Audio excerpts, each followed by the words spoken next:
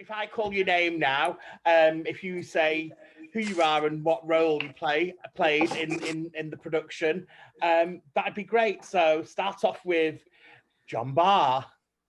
Oh, well, I'm not one of the original cast members, but I was in the 1986 production. After the show closed in London, we went to the Manchester Opera House, and I was the first ever alternate Che. Jimmy Keane, who I covered, was like the standby for had some big medical issues. And he basically, when I got offered to understudy, my agent said, well, what about asking them if I could ask you for a show a week? And Bob Swash at that time, the wonderful Bob Swash, said, well, how many shows would you like? And she said, what about 2? So I was the first ever alternate Che in Manchester, and I had the best morning of my life at the Hal Prince, and I love this show. I love Susannah, Siobhan and Mark and Myra. I love it. I saw the show about 12 times with the original company. I was obsessed. Enough. Goodbye. You are obsessed. We'd never know, John. I've got my beret. I'm going. Moving quickly. Susannah Fellows. Susannah, do you want to introduce yourself? Oh God, I'm Susannah Fellows. I was in the original production with Siobhan and Mark. I was the first alternate Evita. I started going on in the second week, and we eventually had a huge contractual change so that I did 2 shows a week, which was normally midweek matinee and a Saturday night, or a matinee evening and Saturday matinee. I did it for just over a year. I worked with Johnny Barr in Aspects of Love, so I know him from that. Siobhan and I have never worked together since, but and Myra as well. I forgot Myra was in the original production as well. We shared a dressing room. Christina too. Yeah, and Myra and I did Me and My Girl together, which was brilliant. Yeah, so that's me. Siobhan McCarthy. Hello. Yes, I'm Siobhan McCarthy, and I'm an Irish. And I came over on the boat in actually I flew over. I was in the original production of Evita in 1976. I played the mistress, and I remember 78. Sorry, in 78. Yeah, I was 1978. Was the not 76. No, 78. Yeah, 1978, the original production. I remember I was just to sing the number and nothing else, which left me incredibly bored.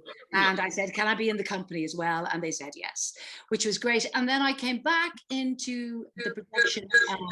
I played Evita in 1983, taking over from Stephanie Lawrence. And I did that for a year. Lovely. Moving on to Ray McLeod. Yes, I'm in the US. I played Juan Perón on the 20th anniversary tour in the United States, US tour only. Lovely, thank you, Ray. Lindsey Hamilton. Okay, I was the alternate Ava for Marty Webb on the 1996 tour. And then I went out to understudy Jacqui, and I was with Johnny in Oslo. And I had the most... Evita, when I was 17, was the only thing I listened to on my walk every day when I went to Norwich City. And when I got to the first day of rehearsals, I was still singing the original White album. People don't know what they're talking about. I said they're all singing the wrong lyrics. But it's my favourite show ever. Myra Sands. Oh, hello. I was actually on that White album. You were.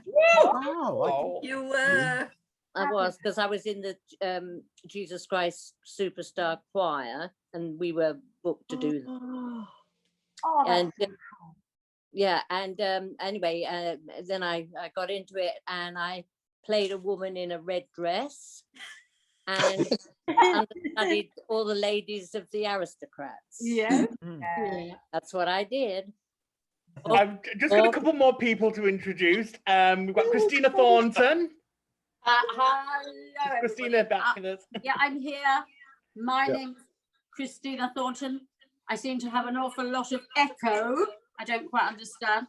I was in the original company, and I played an old aristocrat, a poor woman with a child, a union leader, and I covered the mother at times, and I covered the sister, and it was amazing.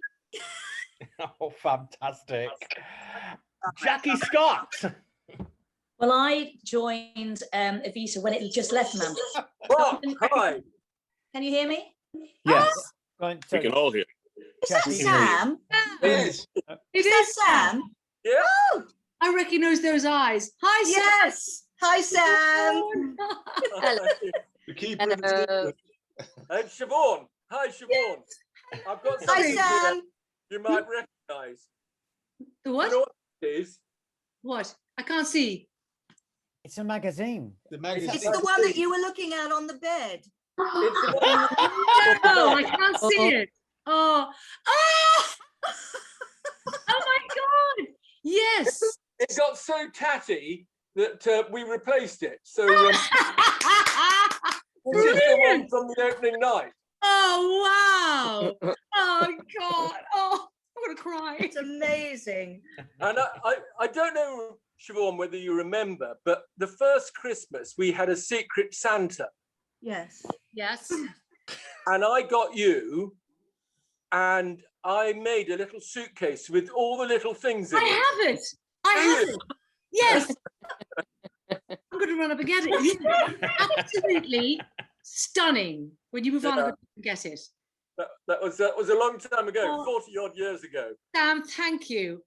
Do you know, there you go. I didn't know it was you who made that. But it was me. There we are. And Oh my God.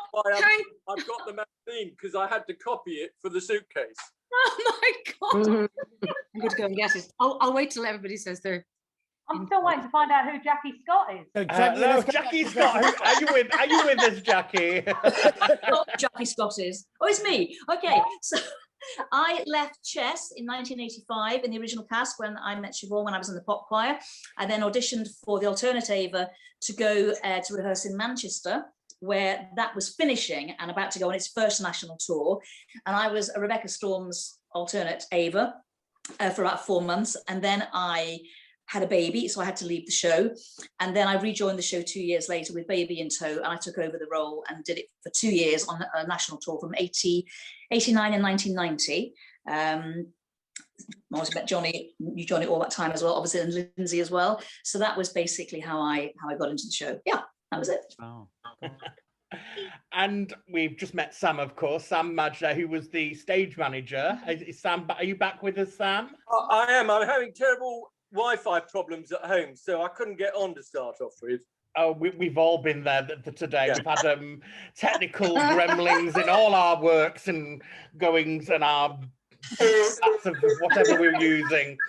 So I'm just trying anyway, to... can I say hello to people I know? Like, of course you can. You say hello to whoever you... And Siobhan and Mark and Myra. And who else do I know? Who was in the original cast? I was. Christina. Yeah. Hi, Susannah. Christina. Susanna. Susanna. Hi, Susannah. Yes. Hi, Sam. Anyway, I did just over 2,000 performances. Wow. I've got my bucket here with my wine in it. Oh, yes. That was, what does it say? 78 to 83. That was, so that was, I knew the show quite well by the end of that. Here's the suitcase. Oh, well done. Little baby With the, can you see that? With the picture, right? Yeah. Then in here is the doll. I don't remember the doll. The doll that I played on the bed. Yeah. There were the slippers.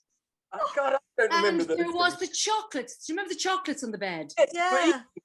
And yeah, and I've a charm bracelet as well. Did that go in there? But yes.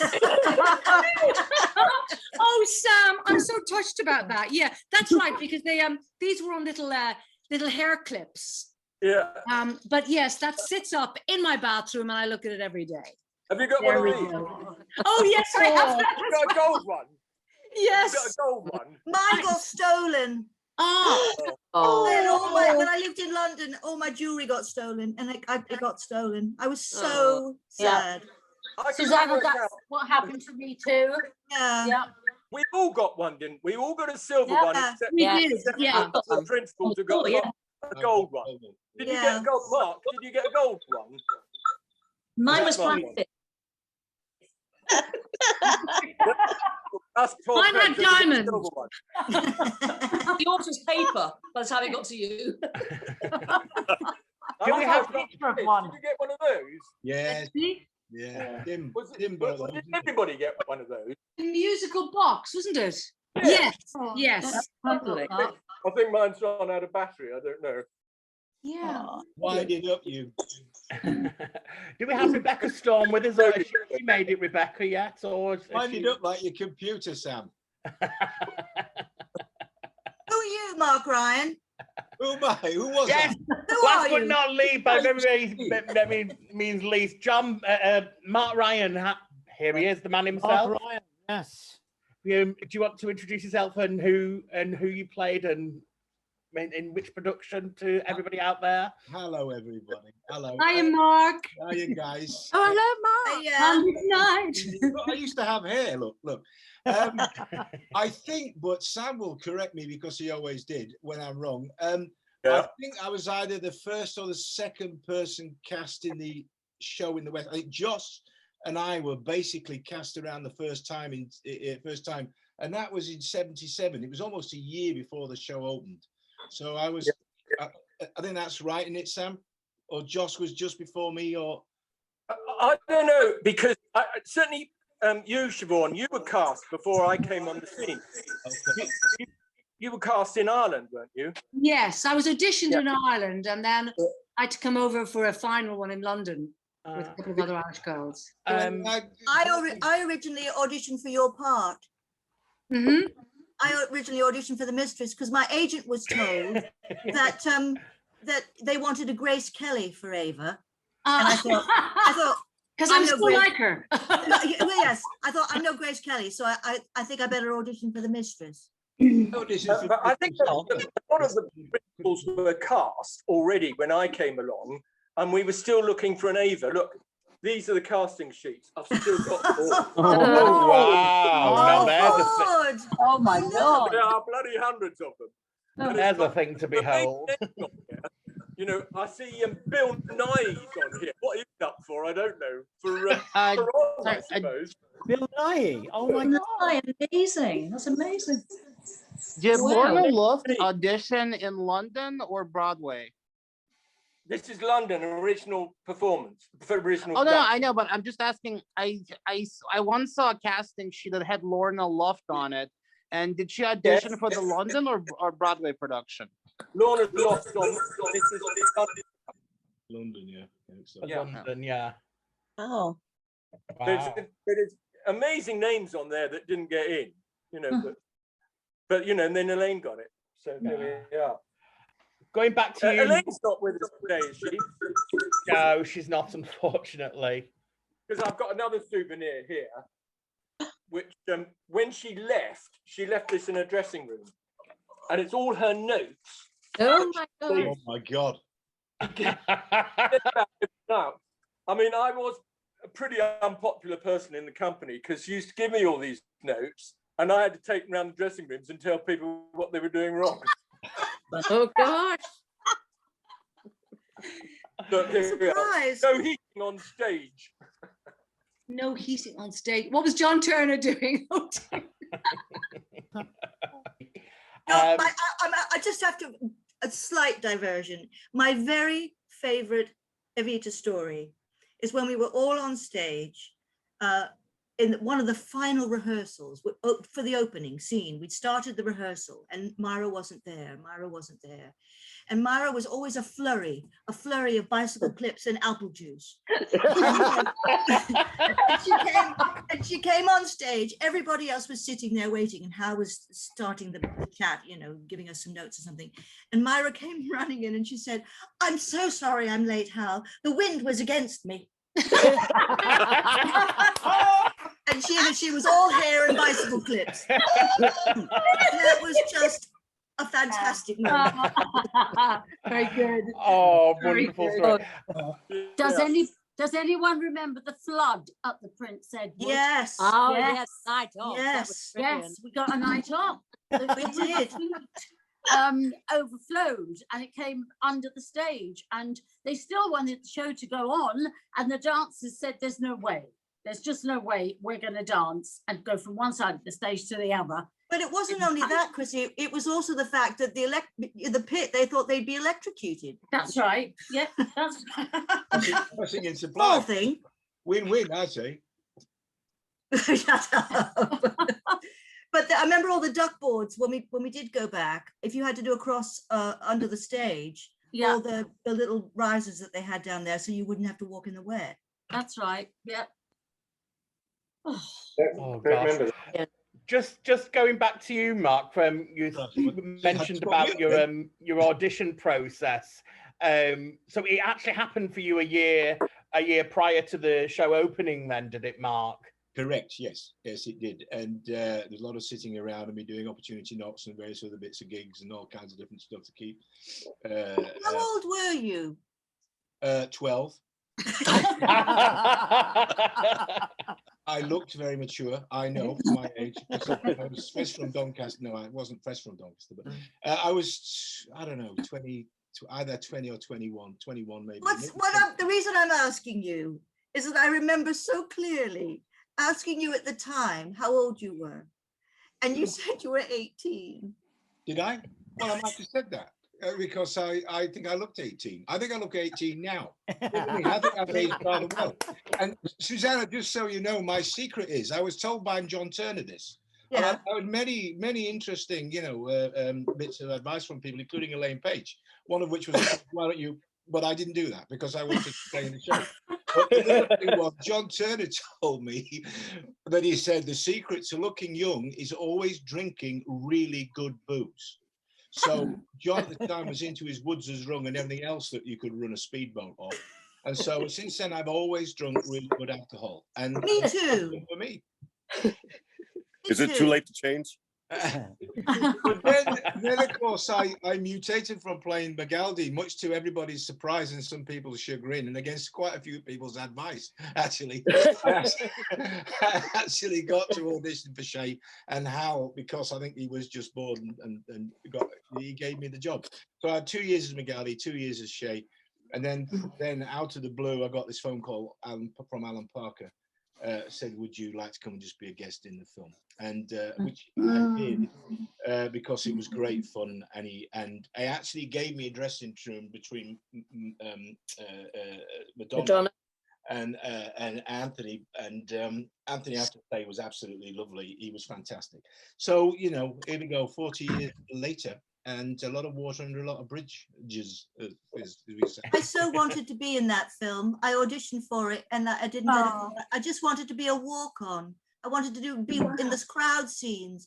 I was desperate to be in it. It was one of the most. If you want me to just take a minute, I'll tell you what it was like. It was literally my agent called me and said, Alan Parker would like you to do him a favor. This is absolutely true. I'm not making this up. And I said, what does he want me to do? And he said, he wants you to come on the set for a couple of weeks in Evita. I said, okay, what do you want me to do? He said, he'll find something for you to do. So I went down to the studio, arrived the first day we were shooting. I go into the makeup. Jimmy Nail is sitting in the seat next to me, right? And I'd met Jimmy before through other people. I can't remember, I'd met Jimmy before. And he looked at me and he went, what are you doing here? Good question, I said. I have no idea. And anyway, he looked at me very suspiciously and then he disappeared. And then one of the makeup ladies came over. This is absolutely true, so I'm not making it up. And she said, are you Mark? I said, yeah. She said, do you know that Alan Parker's put a note out to the crew about you? And I went, what? Like saying what? Like, he's from Yorkshire, he's a bit mad. You know what I mean? He's usually armed, just whatever. And she said, no, we've all got to be really like you. We really nice to you. And you were in the original cast and all that. And I said, are you joking? I should have asked her for a copy because I said, can I read it? And she said, I went, that is ridiculous. And it was a production memo. And so he had me on the set for about 2 weeks running around in these different scenes. And eventually when he had me in a booth singing on the side, I've never been paid for it. I think I got credited on the album for it, but I've never seen a penny out of it, typical Alan Parker. And so anyway, I'm in this booth singing along with Jimmy. And he said, come here, I want you to do something quickly. I said, okay. I got on the set. He said, you see that table there? As he's singing Night of a Thousand Stars, I want you to walk across and put the drinks down the table and look at him, and then go back to the table and go, oh, he's crap, isn't he? This is absolutely true. I'm not making it Oh, up. fantastic. And if you watch the film, there's actually a scene when I cross right in front of Jimmy. I remember it. And go and what I go up to him is say, I said, he's bloody rubbish, this geezer, really. And I'm talking to him, and I go, oh, wait. And later on, I'm going, what have I just done? What is it about? Well, he had me do various things like that, both with Madonna, and with, I have to say, but with Anthony, it was different because he had me like hovering over his shoulder, like the ghost of Shay or something. And in various scenes, you actually see me like popping out the corner and singing into his ear. So, you know, that's. I remember going to the cinema and seeing it and shouting out, "That's Mark Ryan!" Me too. I did the same thing. How did he survive 40 years in show business? Mark. Yes. Yeah. Was it true that you first auditioned for Che, and they said no, and then you dressed up as him, and then you got it? Well, Sam's here, so Sam probably knows more of the true story, but the actual news of it was, the reality of it was that I did want to audition for Shay, and I was told politely but firmly, don't bother. The word was, don't embarrass yourself, actually. Ooh. And I said, well, I just want to audition for Hal. I know there's going to be possibly another David Essex, because I've been waiting in the wings because, you know, Gary was leaving. And I went, bollocks. So I went to Jenny, the wig lady, Jenny, right? Right. And I Jenny said, Barr. have you got a wig or something I can borrow? And I'll paint on a beard and stuff like that. And I think, though I don't want to drop Sam in it because he's lived a very quiet and happy life since Evita. He kind of went, and I think I heard Hal say, is anybody else to see? And Hal, I think Sam went, yes, we got. So it was too late. I was out on the stage, right, with me combat jacket and my false wig and my beard. And we were into Oh What a Circus before Hal realized it was me. This is what my memory, you know. And then, but Sam will confirm one way or the other, or he won't, because he doesn't want to get himself. You've got to be careful. I've got to be careful what I say, because, you know, I've got various evidences here. I was halfway through. What does it say? I can't read it. I can't see it. It says, get Mark Ryan off the stage. I've been sitting holding my breath for news about Mark Ryan. Oh. And I'm thrilled that his performance is good. And trust his absences are a result of tension and perhaps too much rehearsal. Ooh. And then he puts in brackets, how much rehearsal does a man need? There you go. Who wrote that? Hal? Hal. Yes. Yeah. So I've got all these letters. You see, Hal used to write to me every week, and I've got all these letters. I would love a copy of that. For those who don't know, a bit here about you, Susannah. Sorry? Susannah, there's a bit here about you. I'm sure there is. Susannah shrinks to the corner. The thing I remember about Hal saying about my performance was he said he thought I was too classy to be Evita. And what was so funny was that when I did Me and My Girl, I was playing a classy character. And I remember he came to see the show and I wrote him a note. He was staying at the Savoy. And I wrote him a note and said, "You were so right, Hal. Here I am. I finally found my classy part." And he wrote me back. It was so sweet. Sam, can I have a copy of that, please? I honestly, I don't have. I'm in the Netherlands at the moment, so most of my stuff's in LA. But I'd love a copy of that. But just so for folks know, I was in contact with Al just before he passed away. And, oh, really? Yeah. I was in New York, and I wrote to, it wasn't Ruth Mitchell, it was somebody else, because I think she'd retired. And they were very nice. He wrote back to me, because he'd been very kind to me, invited me to the opening of when what's his name left Phantom. I saw Phantom twice in the same day. I saw what's his name's last performance, and I saw the new guy that was coming in. He was very nice to me. Anyway, I wrote to him, so he'd written these really interesting emails about creating your own reality and opening doors and being positive and all that kind of stuff, which he was very much into. So he obviously saw that I was a cheeky young tyke from the north, and that's what kind of opened that door. But I would love copies of that because I don't. Yeah, Sam, I would too, even if it's bad.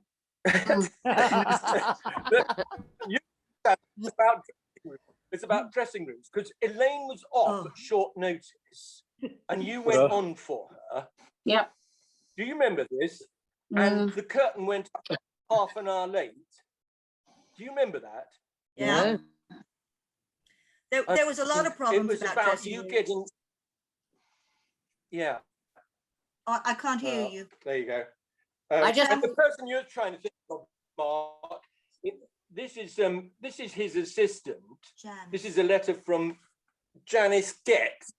Does that ring a bell? No. No. But it was whoever it was that runs his office now in New York. That was just. Wait a minute! Isn't there a true story about Elaine locking the dressing room door, not letting you in? Is that? Yeah. We had a lot of tension, not a lot of laughs for me and Evita, because it was very difficult. Because obviously in the second week I started to go on, and then it became a regular occurrence. And I don't remember how much time elapsed before we got the agents together and making a new contract. Because I then became the first alternate. There'd never been an alternate in anything before, really. No. And there was a big thing in the papers about it because they were saying, what's the matter with Elaine? Why can't she do a full show and, a full week of shows? And so there was a lot of flack. The press was stirring it up quite badly. Did somebody say something? Yeah. I said it was nodules. Elaine got nodules, and you were supposed to be study, and then you became the alternate. That's right. And what happened was that and we got a contractual change, obviously, so that I had billing and I had a poster outside, and I got my 2 shows a week, and I would still do the other 6 shows anyway as my normal track, and then do the 2 Ava shows. But I mean, I can only assume that she thought I was a threat because she never spoke to me. I mean, never, ever spoke to me. And I was, having been brought up in the theater, I was, under this kind of naive delusion that people kind of all got on. And so she would ignore me and, completely blank me and all this kind of thing. So and it became a game, so that I would have to go in because we shared the dressing room, the #1 dressing room. I would have to have all my costumes, replace all of hers, and the dressers would have to set the setup and the wigs and everything. And she used to stay in there, an hour and a half after the matinee, if I was doing the evening show. So we got to the point where I told my agent, I said, I'm a nervous wreck. I'm standing outside the dressing room door crying, knocking kindly, saying, please, Elaine, we need to get in now because we've got to set up for the next show. And she'd say, go away, love. So I finally said, she can do her own second show. I don't need this. And we got the contractual change, and she would, on the dot of an hour after the matinee, you'd hear the key go. She would come out, she'd pass me in the hall, she wouldn't speak to me, and she'd leave. And I just thought this was so unfortunate. This was such a very unfortunate way to behave. I did that all the time, didn't I, Lindsey? I locked you out all the time, darling. How did you pinch my boobs? I was trying to hide you all away before you came in. That's a terrible story, Susannah. I mean, it's not unexpected, actually. It's not a surprise. But I'm like you. I mean, you like to think the best of everybody, don't you? And I was brought up in the theatre. I mean, my father was on Broadway for years before we ever came to London. And, I just didn't understand this kind of behavior. It just, I came into the business. I like your father very much. I worked with him on Who Dares Wins, as you know. Oh, bless you, yeah. And he was really, really nice. And he came up and introduced himself. And at the time, this was my first big film at Pinewood. And it was just, he came up and he chatted. He was very, very nice. And there was a lot of I would say stress or pressure, because they were trying to blow up the studio and that kind of stuff. But no, he was lovely. I liked your father a lot. He was a nice man. Bless you. Yeah, I worked with him as well, and he was lovely. Oh, bless you. That old saying, Susannah, and it's, I came in the business when I was about 7 or 8 years old. I was the unknown Bonnie Langford, and one of the sayings always was, you never forget the stage manager on the way up, because you're going to meet him on the way down. Yeah. And it's something I have always done that.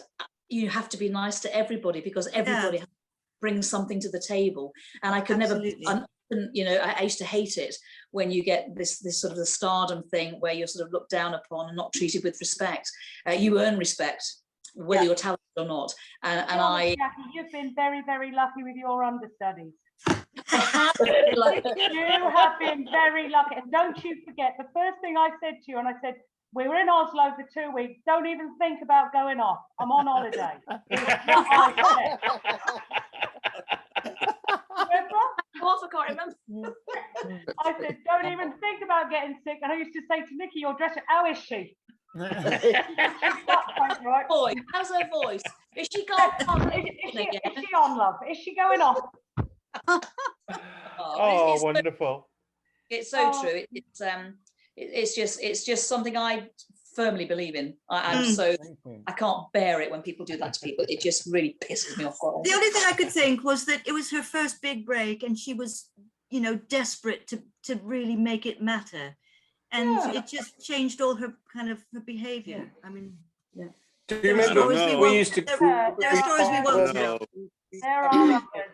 Haven't been an understudy. There are others, and.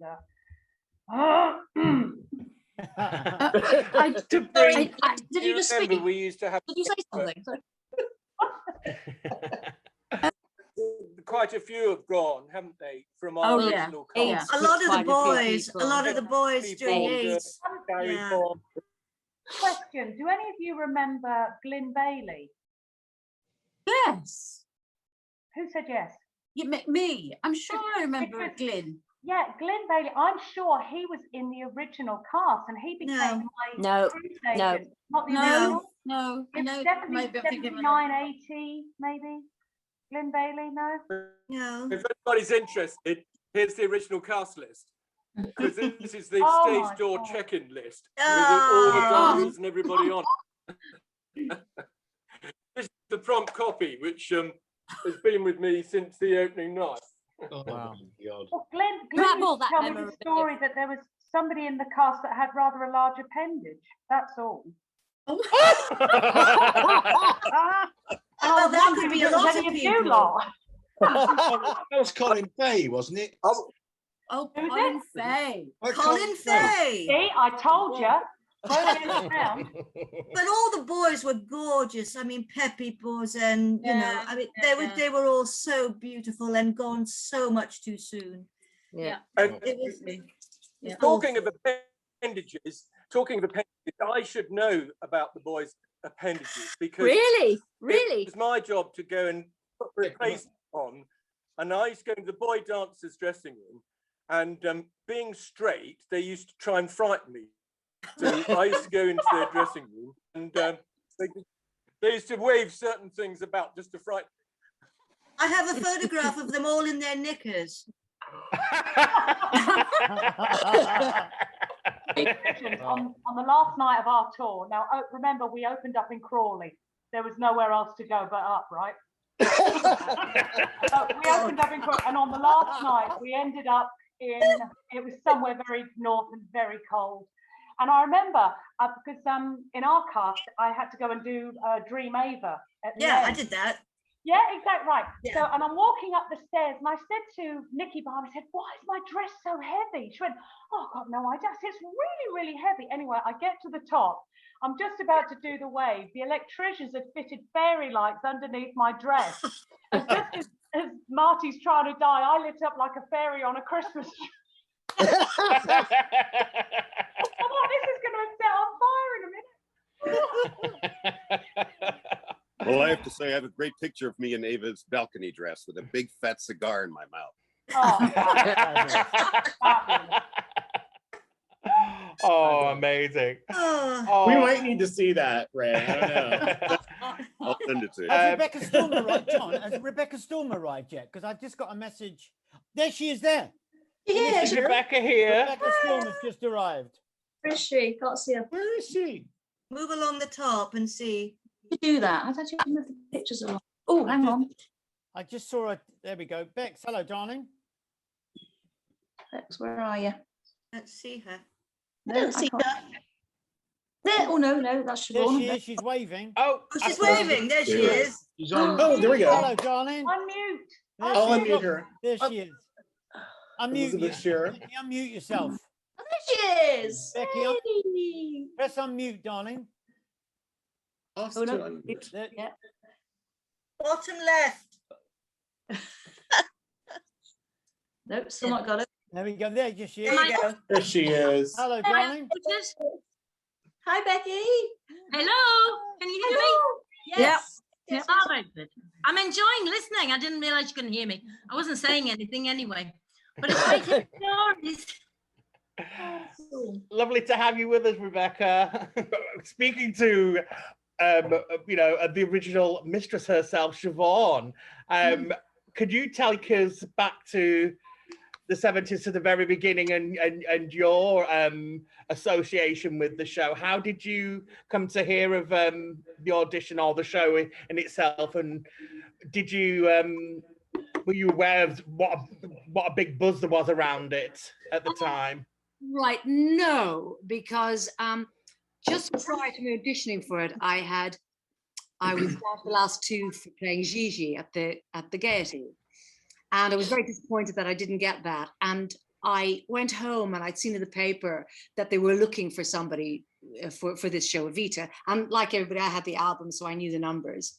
And I sent in my photograph. I went down for it. I thought it was going to happen here. I mean, I thought it was happening in Dublin.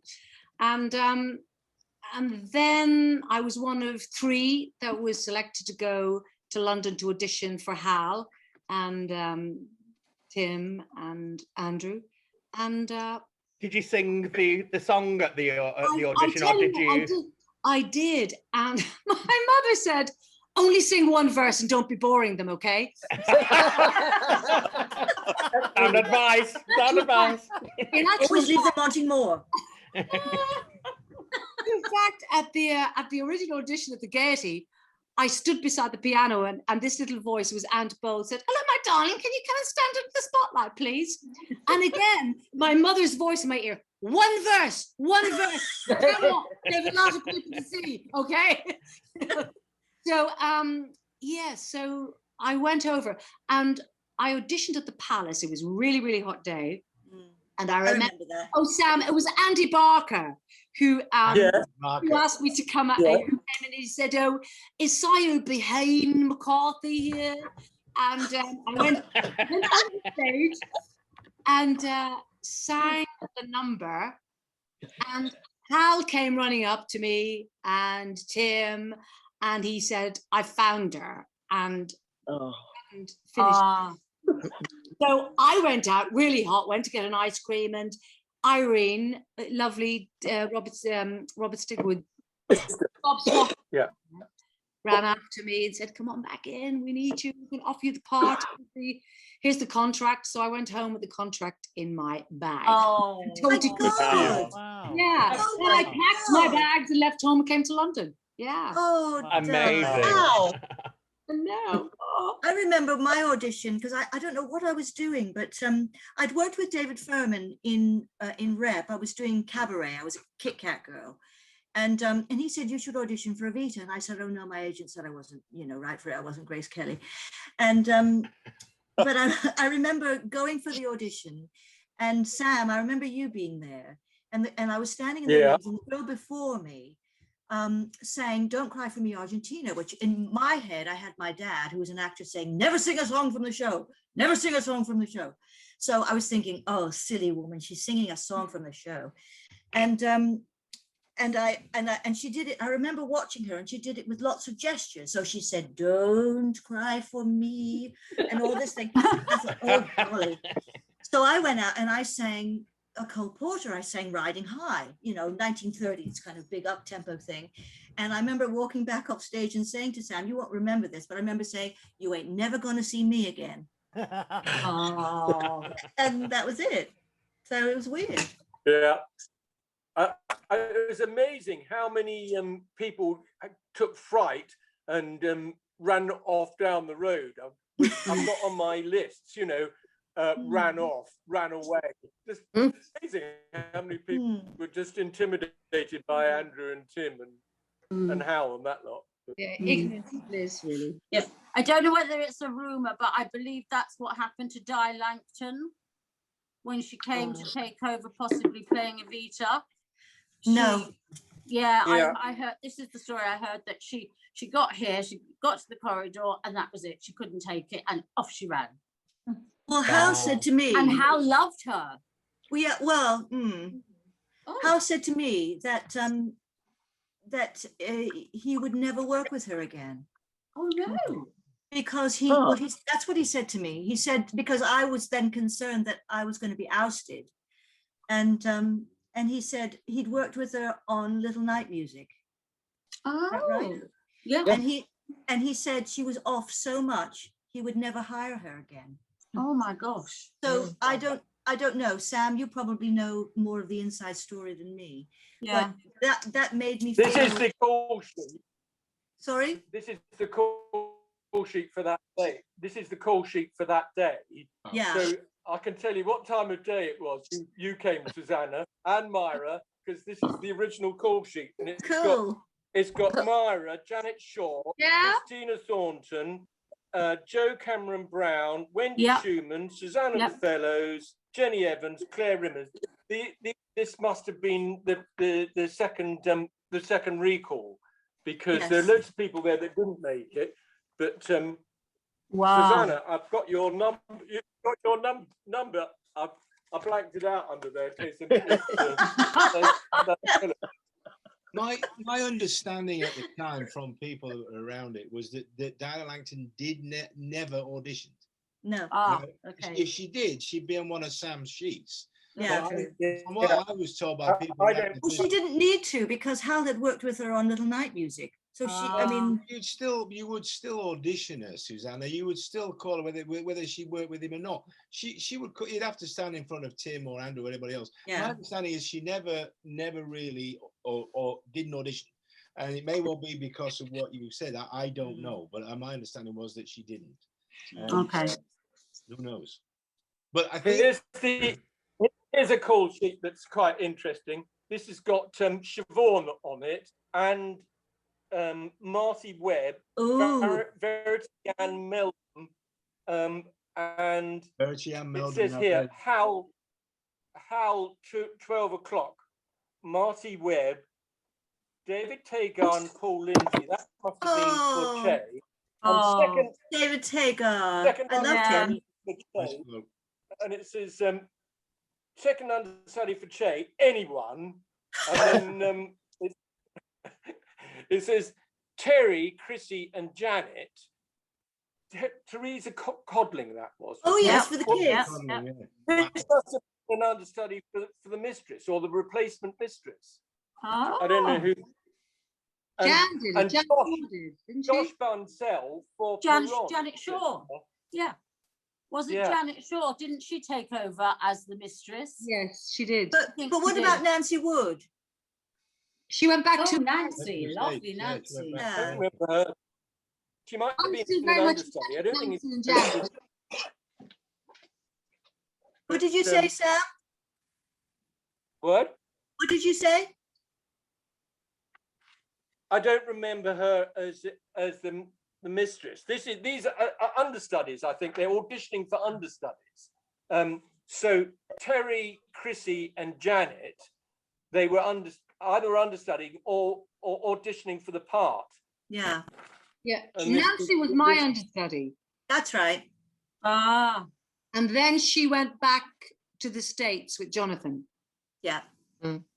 Yeah, that's right. Yeah. Siobhan, do you ever see Janet? Do you ever see Janet? Yes. How is she? I talk to her regularly. Do you? My love. Yeah. I loved her. Yeah. Yeah. Please give her my love. And mine. I will, absolutely. Yeah, she's very, very, very good. Family. She was so beautiful. I remember she just, she Yeah. sat next to Jenny and I in the dressing room because we had that funny little corner. Yeah. And Chrissy and you guys were all on the main strip. That's and then we right. had this funny little corner. And we used to I just loved her. We chatted endlessly. Yeah. Great. I have a photo, if you can see it. Yes, I have that photo. Yes, me and Jenny Evans in the Yes. corridor. Oh gosh, Jenny Evans. Yes. Oh, fabulous photo. Beautiful. Yeah, it's a lovely one. I think I took that. Did you? Possibly. Yeah, because I have it too. I bet you did then, Susannah. Yeah. Bet you did. Does anyone have one of these? Does anyone have one of these? Yes. That the last performance at the Prince Edward. Yeah, which of Elaine. It was a thank you, Elaine. Oh no. Yeah, I have that. Get it on eBay. I've got one. eBay. There'll be a massive, there'll be a mass fight amongst all the Evita fans here for it. I've got that one. Got it off eBay, as Johnny said. You've got Exactly. Yeah. So we have to ask. I know that Siobhan talked a little bit about coming back and playing Evita after playing the Mistress, but we have to get a little more depth for you on that, because I have to say, I was in the audience. I think it was either your first show or one of your first shows. I had seen Stephanie. It was one of her last shows.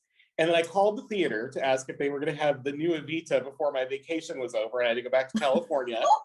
And the guy in the box office had this incredible Cockney accent, which I didn't understand. But he said, "Oh yeah, we've got the new Evita. Her name is Siobhan McCarthy." And I was like, "I don't know who that is, but I'm going to go see her." And then I got in the program, in the theater with the program, and I saw your name written out. And in my poor Southern California mind, I was like, Siobhan McCarthy. But I knew you from the album. I went bonkers. My mother was sitting there next to me, and I grabbed her arm, and I was like, "You don't understand. This is huge. She's here back. She was the Mistress. Now she's Evita." It was a big life moment. So if you could share a little more with us about that, we would love to hear. Oh gosh. Well, what was I was in a group called the Wall Street Crash. Yes. I remember them. I remember that. That was kind of my little, testing ground. I had a great time with that group. And Bob Swash phoned me to say, would I like to audition for Evita? And I wanted to leave the group. So I worked on that. It had never entered my head to actually audition for the part. And myself and Bob went to New York so I auditioned for Hal, obviously over there. And there's nothing more to say except it was just a phenomenal role to play. I had such a fabulous time in that show. Wonderful cast. I think my Perron was Oz Clark. Oh yeah, lovely Oz, the wine critic. Yes, the wine critic. We went out one day. He said, "Oh, darling," he said, would you come?" It was for the BBC to do some cocktail tasting. This is for an evening show. So I loved the cocktails and didn't spit them out into the. We were flying during the evening show, I can tell you. But, so I did that with Oz. I think we had 6 months with Oz, and then Daniel Benzali. Oh yeah. Oh yeah. Right. Played Perron, and it was fabulous to play the part. Was it a strange feeling going back to a show that you'd already done, but in that role, because you obviously previously you were sort of I don't say lower down the pecking order, but you were kind of course you were a featured role, and then you're coming back in the lead role. It was. Hello. Bye. Not me. I'm still here. No, I think after I played the Mistress, I went over and I played Mary Magdalene in the Palace for the last 9 months. And then, I joined the group. And I think I was quite far removed in a way from West End shows, and I wasn't really in the whole buzz of it.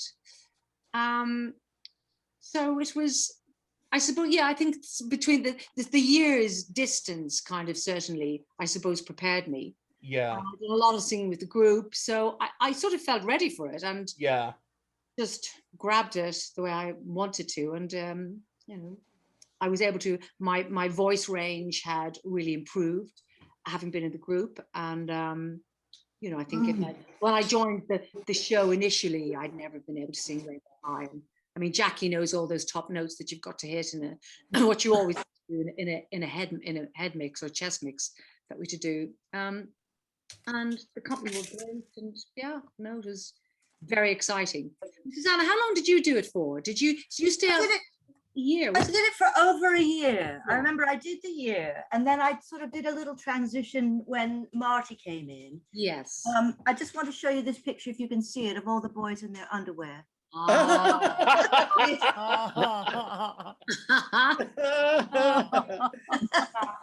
Very lovely. You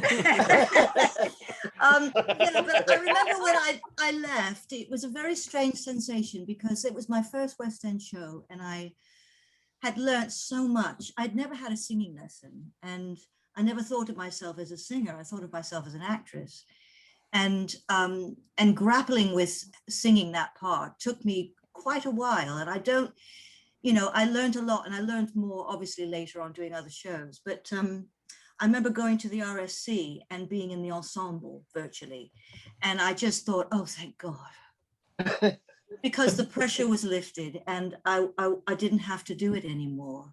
I found it quite a kind of a baptism of fire, obviously, but also there was so much kind of bitching and things. And I mean, this lot that's here today is lovely, but there were people in the company that weren't.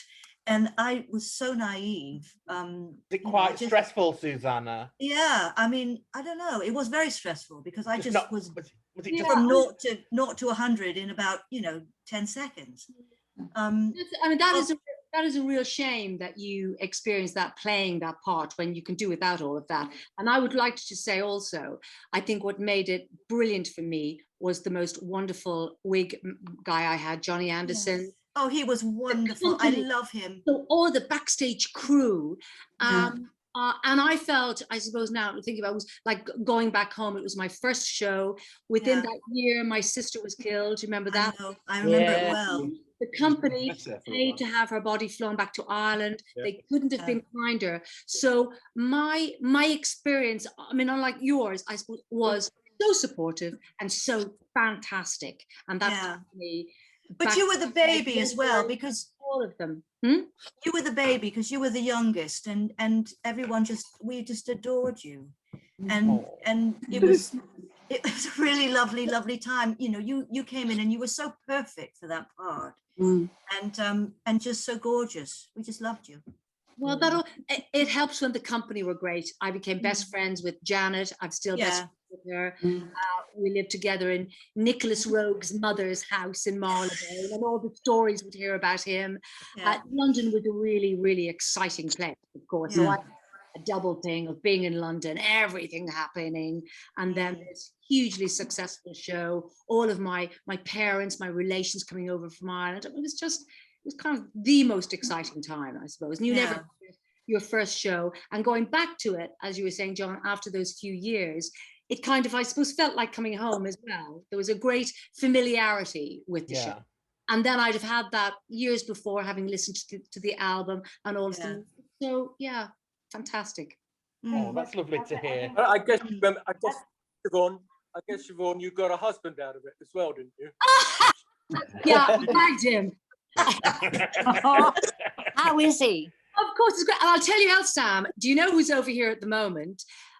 Is Jonathan Deans. Oh, give him my love. Yes, now on his 9th wife. No, I'm only joking. His 4th. You know, he's over here because both of his children are in Lipa. Oh, golly. Doing a course up there, and down the road in so he's here for one. In fact, I think he's doing anything might not the show that might not happen, and so really lovely having him around. Yeah. What Can I just say something as an actress? You know, Sorry? doing this. I just want to say as an actress, nothing really prepares you. Certainly, I can't speak for you other wonderful ladies, but the first time you turn around on that balcony and just before you sing Don't Cry For Me After for the first time, it was almost like I was having an out-of-body experience. I thought, I cannot believe I'm here. I'm here. Moment, isn't it? And you want the orchestra to stop. You sort of go, I just need a minute. Yeah. Give me a minute. It's true, yeah. It's the balcony. Just incredible. Just incredible. Yeah, that's very true, Lindsay. Very true. Absolutely. Aren't we Do lucky? you remember the revolve on the balcony when it goes round? Just listen to that. Yeah. Do you remember that? Yeah. Well, I can't hear this music ever anymore without knowing when I press the button to turn the revolve. For the last 40 years, my finger always goes to press the button to turn that revolve. That's Pavlov. I remember the night that the screen went the wrong way and swept everybody either into the wings or the pit. I remember that night. Sam, I know what I want to ask you. I remember very clearly that when we first got to the theatre, there was a gap either side. There was the stage area, and there was like a trough, and then there were these kind of not travelators, but sort of I don't know, bits of the wing that would move onto the stage, and then so that people could make exits and entrances, but they had to be pushed or pulled. Do you remember that? And do you remember that Hal said, "Oh, just get used to it." He was getting quite cross with everybody because I remember as the Aristocrats, we were supposed to be on this truck to be ferried to the stage to start. That's right. Yeah. To start the Aristocrats and the soldiers. And Hal got quite cross and he said, "Come on, you can do it. It's not that difficult." And he fell down into it. So then they were scrapped. It was scrapped. Yeah. They filled them in. They filled the holes. Yeah. It's ridiculous. Tim and Tazina's designs. Go on. Yeah. Sorry, I'm not hearing you. Say again. You said something, Sam. Okay. No, I was just going to say what I remember was the first night when the screen and the door. Remember the mirrored door collided. That was my worst moment. I was at the bottom of that. Whoa! I remember that. For those who are interested in the period, I just got approached by a guy called Robert Sellers to do an interview about musicals in the 70s and 80s, and particularly in Soho and the people that were around at that time. And it's interesting now because when I go back to London, I always go and just walk around to the city. I know it sounds weird. I go around and go and just, you are weird. Well, I am. That's why I keep getting employed, Susannah. 10 years with Michael Bay, you've got to be weird. 5 movies being the giant alien robot. Somebody's a dirty job, but somebody's got to do it. And so, but there was he was asking about that period of time, and I was talking about the places and the people that I remember, like the Bar Italia and places like that. Used to see in Bar Italia. So I just wondered, because we were just talking about obviously how Soho has changed, but also how the West End has changed, and how that whole that late mid 70s when I sort of got down to London, 75 or 76, whatever it was, through that period. So I don't know. What's other people's impressions of what Evita was as a milestone in that era? Well, you used to be able to park outside the stage door, didn't you? Yeah. And do you remember Jacqui? You remember Aliki? Oh my God! Do I remember Aliki? Oh yeah. Parked outside, always selling illegal stuff at the stage door. And I mean everything. But she had a boot full of Christmas presents. She parked it out. She had a father who park all around down Fleet Street, up Fleet Street. Yeah. I used to park literally at the stage door on a Saturday. You could literally there, but Aliki would turn up, and she was a wonderful Jewish princess. All right, madam, Elaine. Remember she called it Elaine. Elaine, here, Elaine. A mink coat.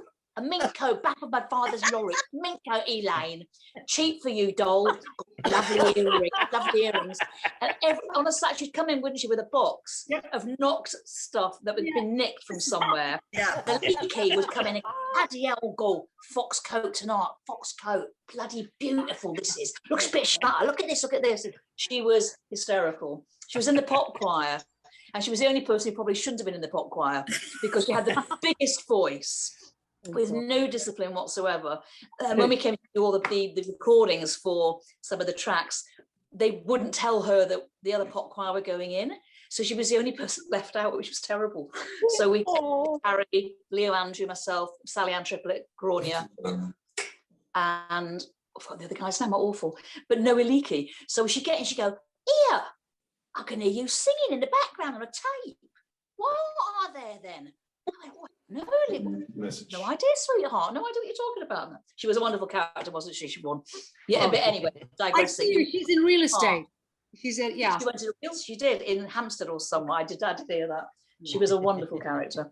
But no, parking in the West End in those days, well, in Chester in 85, and it was so easy. You could just do that. I loved all the calves, the polo and and all those calves that you used to go to for a spag ball. You know, between shows. I loved it. What was that famous one? You came out the front door of the Prince Edward, and it was on the next block along, and it was Italian. Polo. Polo. Polo. Was it? Okay, yeah. That was amazing. The Polo and the Carlisle round. There was another one on the opposite side of go to the Carlisle. Carlisle. God. Velottis. Who remembers Velottis? Yes. Velottis. Oh, Velottis, yes. The waitress used to go, okay, I have roast potato, boiled potato, mashed potato chip. What was her name? She was beautiful. What was her name? It wasn't Svetlana, that's too obvious, but it was something like that. Yeah. She was Ukrainian or something. She was so. Not Anna. Was it Anna? Not Anna who died. No, blonde, Polish. No, she was kind of. She had red hair. She was red. Redhead. Yeah, beautiful. She was so sweet. Yeah. So. Going back to the original. Sorry. Yes, so we had some questions coming out of the chat, right? And it looked like folks were asking if there were any anecdotes about rehearsing with Hal and or Larry, and poor Larry was not able to get back in, but we're going to try to get him another time. So he sends his best wishes. What I'd like to ask Larry, I'm sure we'll get another opportunity, but if we do get another opportunity, I'd like to ask Larry about the boleros. So in rehearsal, stage management were to supply boleros or whatever these South American things are on long strings with a ball at the end, and they throw them through the air, and you know it tangles around the cattle's feet and trips them up. And we supplied these for Larry to do a dance number in the show with these boleros or whatever they're called. And he tried to create a dance with them for South America. And Hal decided, or Bob Squash decided, that they were far too dangerous and somebody's going to get killed doing it. So it never made it so. But it'd been interesting to know what Larry got up his sleeve for that. For sure. He uses them in his quiet private time. You know, I've got a very quick short story. When I did it in Manchester, I only had I had a morning with Hal Prince, and Rhea Jones had the afternoon because we were the alternates. Ruth Mitchell and Stella and that had put us into the show. Stella, yeah. Stella. And Rhea and I were doing the ensemble tracks as well. But I had the morning, and Rhea had the afternoon. I got there in the morning, and Hal Prince was at the stage door, and he went, "Morning, Johnny," and he said, "I don't need the costume, just the cigar and your beret." So I wore my beret, had the cigar, and they got down. Stephen Hill was the conductor. Duh, duh, duh, duh, duh, duh. I turned around, and I puffed, and he ran down on the God mic and went, John, whenever you go on, do not use a cigar. You look like Betty Davis.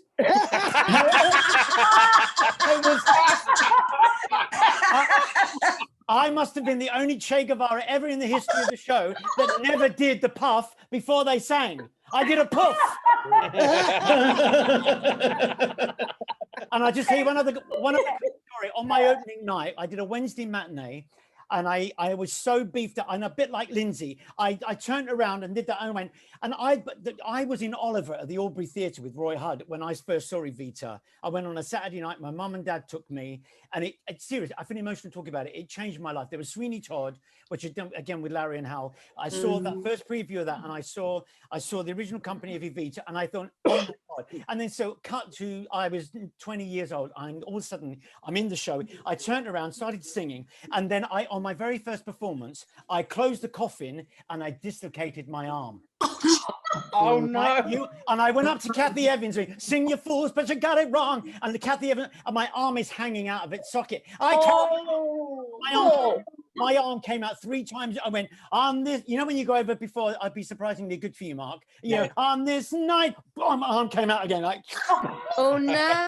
Oh my God! Yeah, I ran off before the Nueva pair, and I went, just pull my arm, pull my arm.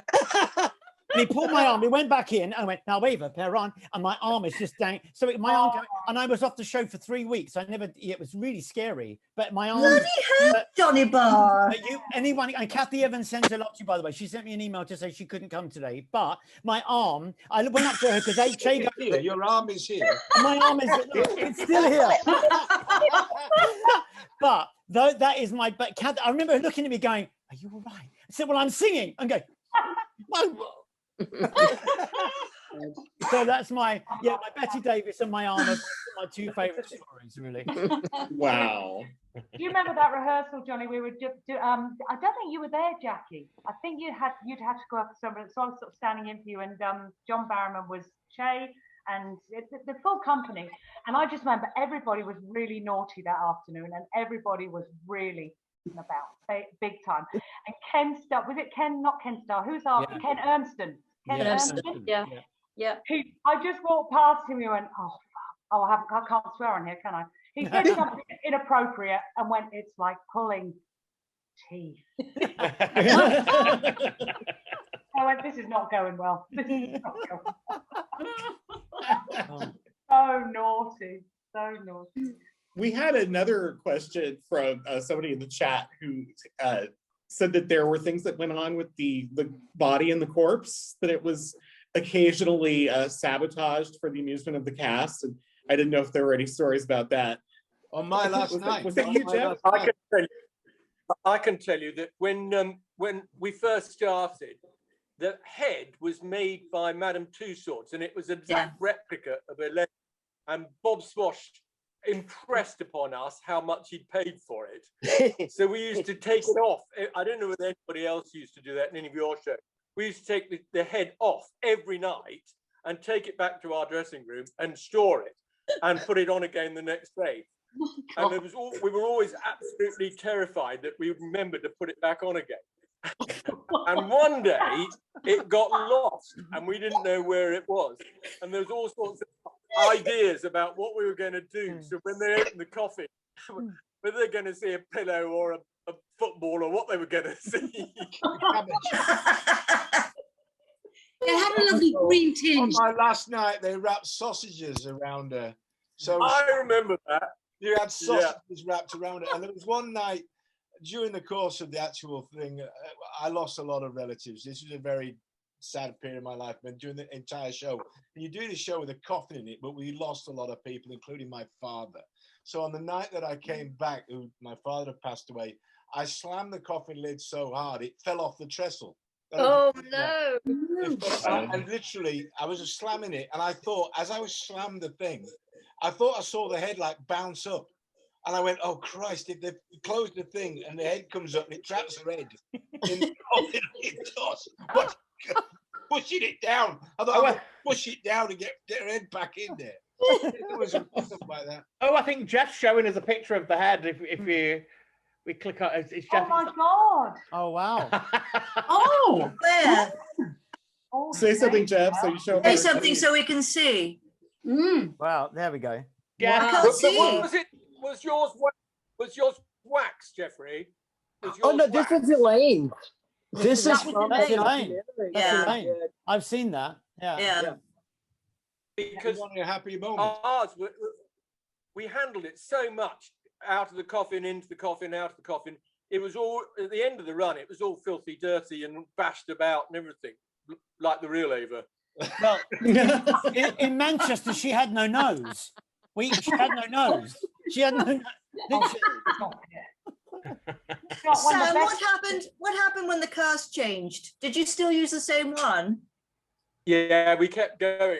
Bob Swash was too mean to pay for another one, so we Well, it's like used the Elaine one forever. Like the screen, like the movie went to America, I believe, didn't it? Wow. Really? Of us all sitting there going, Maria, and all the rest of it. And you shouting, Madre de Dios! Yes. And I love that. That went to America, I believe. Yeah. That whole thing. And we weren't paid. Yes, I remember that. I've got to go. I'm sorry. I've got to go. All the best, everybody. Lots of love. Oh, thank you for joining us, Myra. Bye, darling. Thank Lots of love, sweetheart. Thank you very, very much for organising it. It's brilliant. Thank you. Oh, thank you for being here. Thank you, Myra. Bye. Bye, darling. Another time. I actually have to go and pick up children in a minute, but I just want to share just one quick story. Best afternoon matinee gag. Wherever we were, I was on as Ava as a matinee, and Jane O'Mahony was playing the mistress. Now, Jane O'Mahony is about 3'2" and like this, absolutely tiny. So I go on, we go, and hello and goodbye, I've just unemployed you. And as I go to get the suitcase from under bed, those boys had filled it with bricks. Now, I'm pretty strong. So hello and goodbye, I've just unemployed you. You can go back to school. I get the suitcase on the bed. The bed dips. Jane O'Mahony turns white because, as you know, it's been direct. She's got to schlep that suitcase all the way across the stage. And the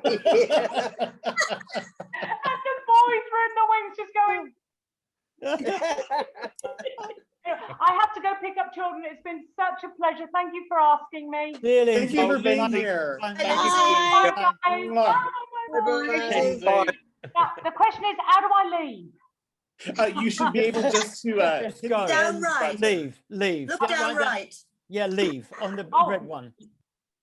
Bye, Lindsay. You mean the big red sign that says leave? That's the one.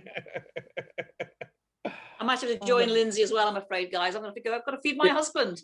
Okay, and I'm going to have to love you and leave you. Thank you so much for all of this. What a joy to see you. Bye, Christina. Bye. Bye, Christina. Bye. Great to see you. Great to see you, Siobhan. Bye, Jacqui. Thanks for coming, Jacqui. Johnny, bye, darling. Take care. Bye. Bye, Jacqui. And before we wrap up, I forgot we have a lovely video message from Duncan Smith. Should we try to play that? Oh, yeah. Yes. Yeah. Let's do that. Okay, I'm going to ask my I lost it. Oh, you lost your connection. Like, I can do it. I can share my screen. Okay, you guys. Cross your fingers here. Ready? Okay, screen broadcast. Start broadcast. Yeah. Well, it was a very odd one. When it first came in this morning, they didn't want to say anything. They said no comment, but when the copy runs, we might have. Who's talking? Which I thought was a very.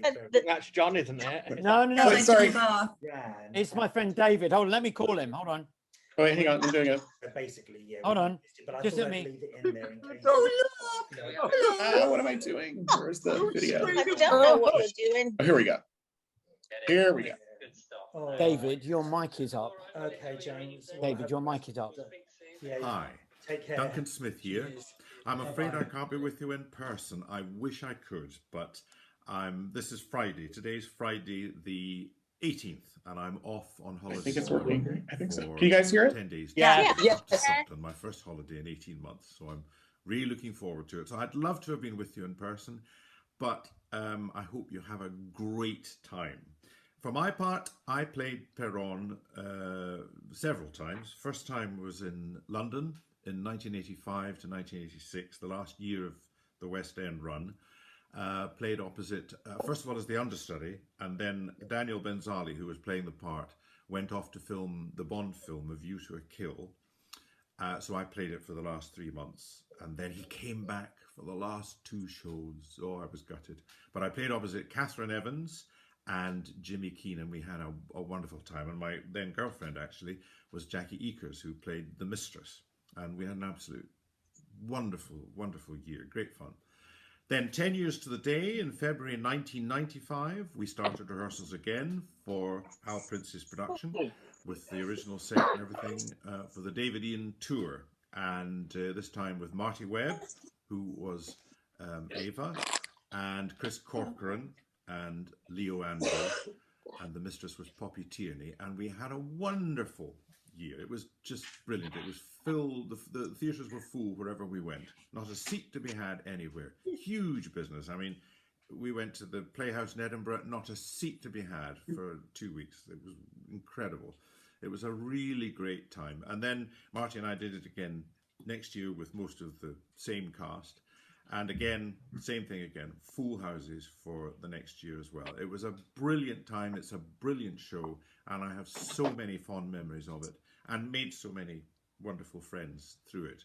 I wish you all the very best. I would love to hear the stories because, I mean, there were many, many stories of what happened backstage and on stage. But and I'd love to hear them all and contribute some of them. So have a great time.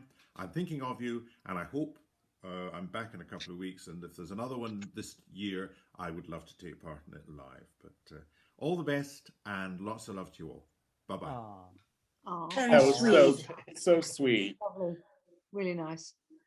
And before I return the screen to you guys, I want to show you a photo because it's hilarious. No, it's not. It's of someone else who's here. And let's see if I can find it. I have to find the, let's see. Oh, here we go. I have a feeling that someone in this call is going to recognize themselves in the background. Oh, that's me! Susannah. Susannah. Yes, Jeffrey screenshotted that. And he was like, is that Susannah? Oh my God. So we had I to was share it so with you. naughty. I was so naughty. If looks could kill, Susannah. I was so very naughty. I'm sorry.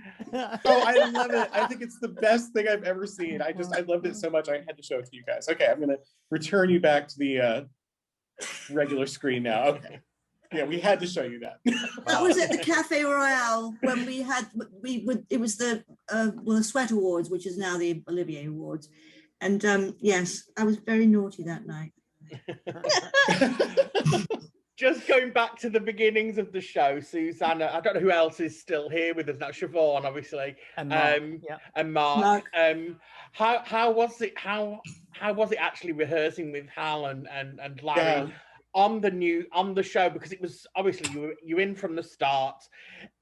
You don't know whether it's going to be a success. Obviously, everybody knew "Don't Cry for Me, Argentina" and the album, of course, but. How was that process actually working through rehearsing the show? What I remember is that we spent so much time on the Latin Mass. Do you remember that? We spent, I remember thinking like 3 weeks into a 4-week rehearsal period or whatever it was, we spent so much time learning that bloody Mass. And I was thinking, we haven't even touched the second half yet. I mean, obviously the principals had been, but I kept thinking, well, what about the rest of the show? And then we scrapped it. Oh, wow. So I don't know if anybody else remembers that. There were so many, it was an interesting time, I think. There was a lot, and again, I'll say this in Elaine's defense, and I know that's going to be automatically, there was a lot of pressure on her, right? There was a lot of pressure. There was a lot of pressure on the show.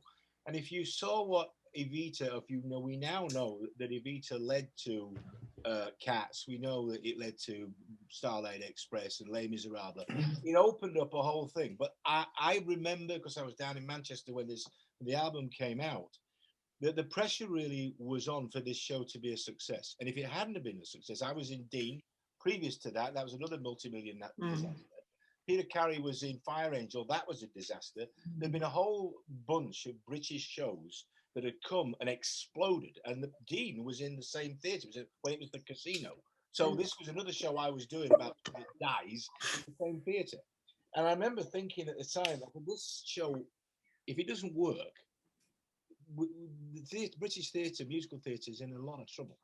Wow. And obviously it worked, and it opened up a whole new slew. There would have been no Cats, though, possibly. There'd have been no Starlight Express.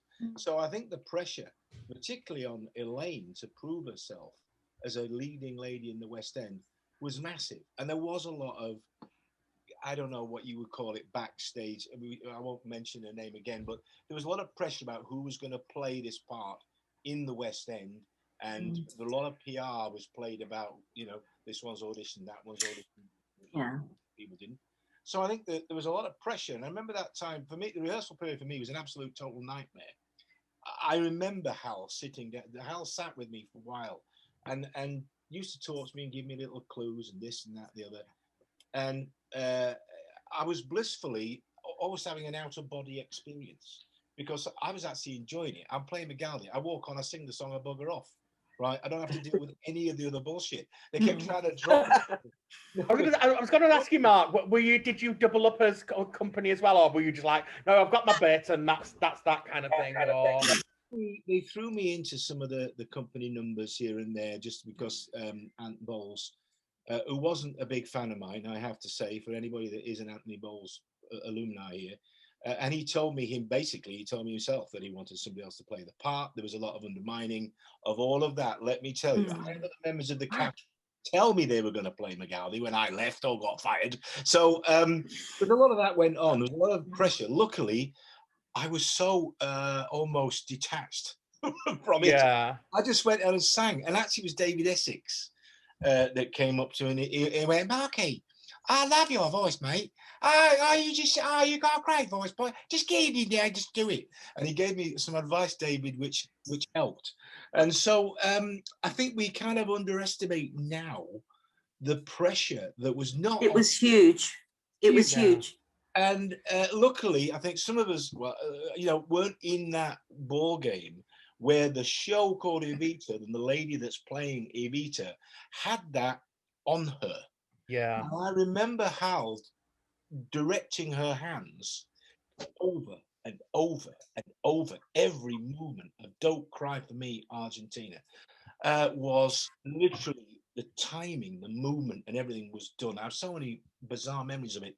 But the one memory that stands out in my mind was, I think I've said this in the group. Remember, I was very young then, thought I needed the millions on my side. Thought the more that loved me, the more loved I'd be. But such things cannot be multiplied. And Hal cut it. And I remember sitting in the stalls, looking at Elaine Page and thinking how ironic and how cruel this business is. That probably for me, the best lines in the whole thing that sums up her journey towards how could it like that. I think there was a bit of tension between Andrew and him about that because I think they realised how it was a pivotal moment, really, wasn't it? It was a big moment, and they just chopped it. There were many moments like that. Remember? Oh, there were. I remember. I mean, little kind of tense moments when Hal would say, "There's too much here, too much music here. Cut 16 bars," and of course Andrew would go, "Oh, oh gosh," and it was extraordinary. But they were desperate to have a hit. They had the best Broadway director they could possibly have, and they were desperate to have a hit in New York. Yeah. So I think that was a huge kind of motivator to get it right and to do anything that Hal said. Would you say that those of you that were involved in it, I mean, my opinion, and I've expressed it to others in the Evita group before now and the panel as well. My obviously I wasn't around then, but I was always of the opinion that we're always told, oh, Cats was the turning point of British musical theatre. But I always go, well, what about Evita? Evita came if Evita hadn't have happened, I don't think Cats could have happened, because it was just, everything that was there. It was such a unique show. You look at it now, and thankfully, we've got YouTube, and we do have some footage. Unfortunately, not from the original, not from the original production, but where we can see now exactly how much detail there was in there and how unique and stylish the show was. And I think it really set the bar. It really set a precedent that hadn't probably been seen before in this country anyway. For an original British show. Would you agree with that? Yeah. I don't think there was an empty seat in the house in my memory. Looking out at the audience, I don't think there was an empty seat in the house till I took over as Shay. Maybe maybe that was something to do with it. I don't know. But I remember looking out, and I remember thinking there isn't an empty seat. Almost 3 years into that of the show, which was, you know, amazing. And I mean, if you think at the same time Sweeney Todd opened and closed in the West End in whatever 3 weeks or something, they tried to keep it running, and the crits destroyed Sweeney Todd in London, which is one of my favorite musicals. Yeah. Sweeney Todd opened and closed like that. They tried to keep it open, they couldn't. It just didn't happen. Do you think they opened in the wrong house? I think it was, the Drury Lane was too big for it, maybe. It got attacked by the British. I remember reading some of the crits, because I was at one point, I talked to Hal about auditioning for it, actually. And I was quite happy where I was. That sounds weird, but I was. And I remember it was in the Telegraph, or some of them describing the show as a thin tissue of bullshit. And I remember wow. Absolutely. And I remember, I think I was actually at maybe Gary Bond and I had gone out for lunch or something, and we were talking about the reviews, and they described the show as this thin tissue of bullshit. I remember thinking, if they'd have done that to Evita, how that would have affected the whole Andrew Lloyd Webber, Tim Rice music machine. What would have happened? And obviously it didn't. I think Sondheim has always had such a hard time, though. I mean, you know, it isn't your common or garden theatre goer that gets into Sondheim. You know, it's complicated stuff. I remember going to that matinee as a group. I think we all went because they had a different matinee to us, and because Hal had directed both of them. I remember a big group of us going to see it. What'd you say, Mark? I think it was a Wednesday or something like that. And just being completely blown away by it, but also having become familiar with his style, seeing him doing again what he did with Evita, with various other things that I'd seen of his in New York.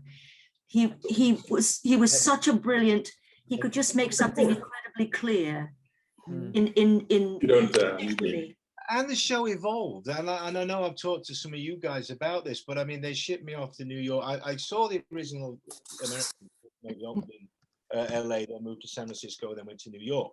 And by that point, Mandy was, you know, definitely almost stealing the show.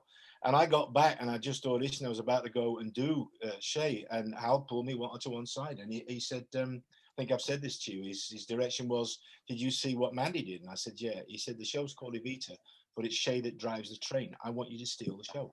I want you to attack her.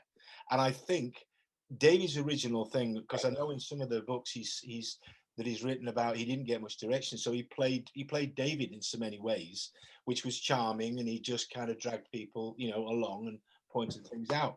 And that's, I think once Hal saw that, he said, no, I want a combative on stage.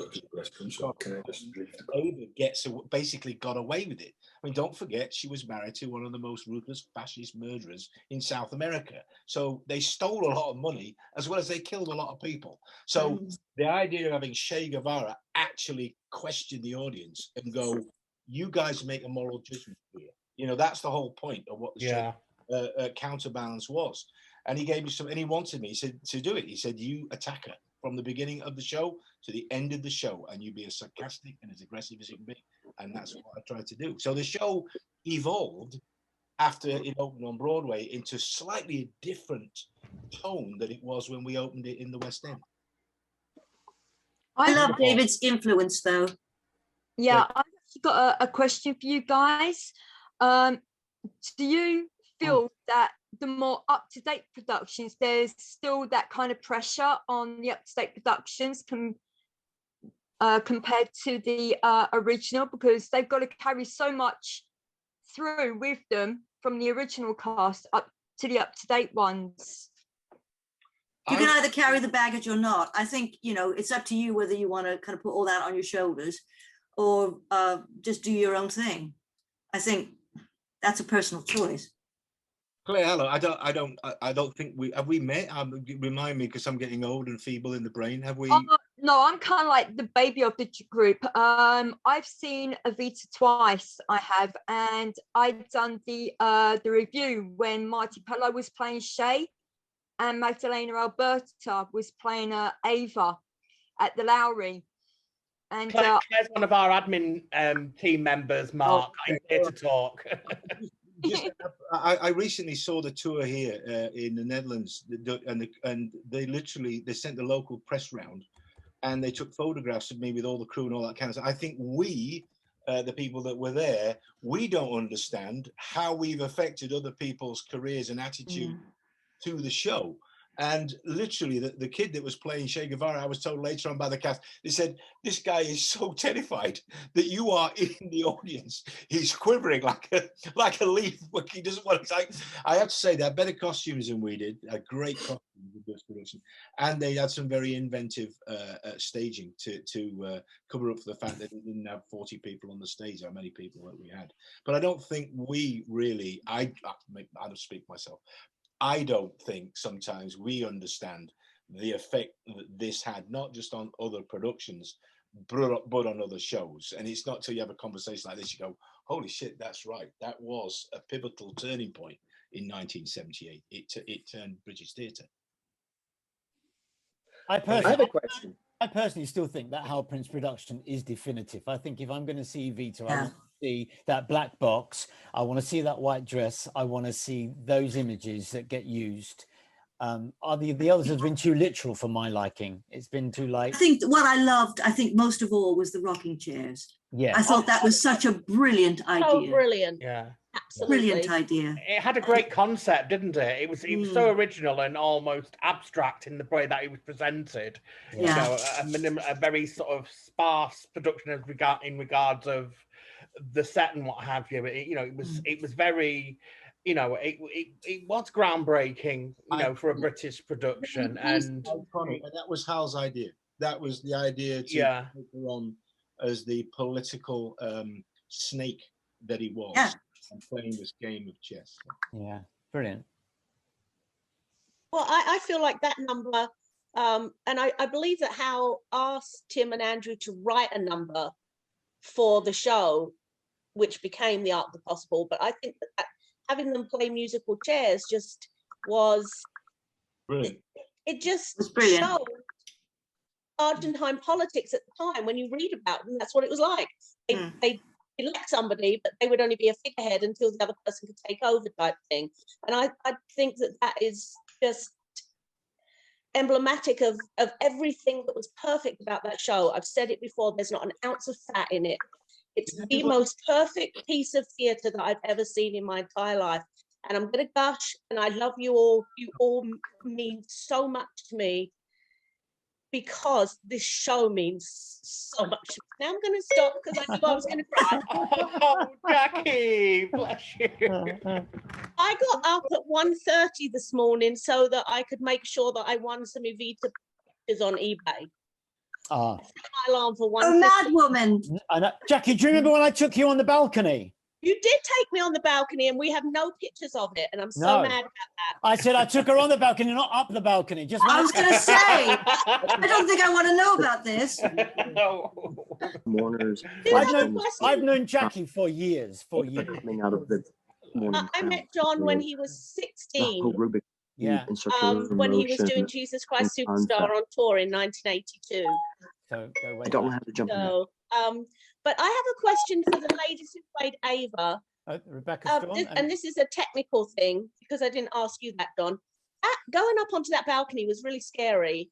How did you get up there? And did you put the dress on when you got up there, or did you come in from the wings? How did that happen? Well, I don't know. Every production was probably different. I went to the bottom of the stairs in my slip, and then they put you in the dress at the bottom of the stairs, and then you had to hike up those stairs with the dress on. But it wasn't a big deal. I mean, it was just pick up your skirts and walk. Whoa. What about you, Rebecca? Yeah, exactly the same as Susannah. But one of my memories is that the staircase used to come in and out in the version that I did. It was the tour, so I think it was kind of a shrunk down version, in fairness. But if you remember it, John, it was they moved the stairs in, they moved them out, and so I turned around to do the finger at the very end of the balcony scene and moved my foot to get onto the stairs, and they'd moved the stairs pretty much. Oh no! Oh no! And it came down as if it was a parachute, you know, because the dress. Oh my God! Oh. So I put my foot and I realized there was nothing there. And, you know, thankfully there was no bars at either side, you know, that weren't too far away. I mean, it was a little bit of a moment, but yes, I got a hold of the having gone finger and then turned and nearly fell off the balcony, and then just hold of the bar and just kind of wavered around, you know, and hoped that somebody would notice that I was stuck on the balcony and I should have. But yeah, that was one of my moments. And the other moment I'll share with you before I have to go now because food is waiting in the oven. But the other moment that always made me laugh is I think it was the crew, in fairness, that were having a good laugh, but they managed to the bed at the end when she walks over to the bed to do the lament. Somehow they'd managed to unscrew things. And so I walked over and sat on the bed, and as they pull the soldiers pull my legs up, the mattress fell onto the floor. So I ended up doing the lament as I was in a cot. Nobody could see me, and I was just in this cot with the taking up those sighs, the plaintive melody of the lament, you know, without, you know, dying laughing, literally dying laughing. And then, oh my father, oh my son, you know, trying to reach over. Every time they saw me, I just kind of got on my knees, went over, and literally my little head was sticking over the edge of the bed. Oh my son, you know, understand what I have done, and died. And then they put the sheets over me, and of course I was laughing so much the sheets up and down. Oh, my Rebecca, God. that's fantastic. That is the best. If I could have enjoyed the laughter, it would have been brilliant, but I couldn't actually enjoy it. You know, I was just taking my breath so much. I really literally nearly died in the fact that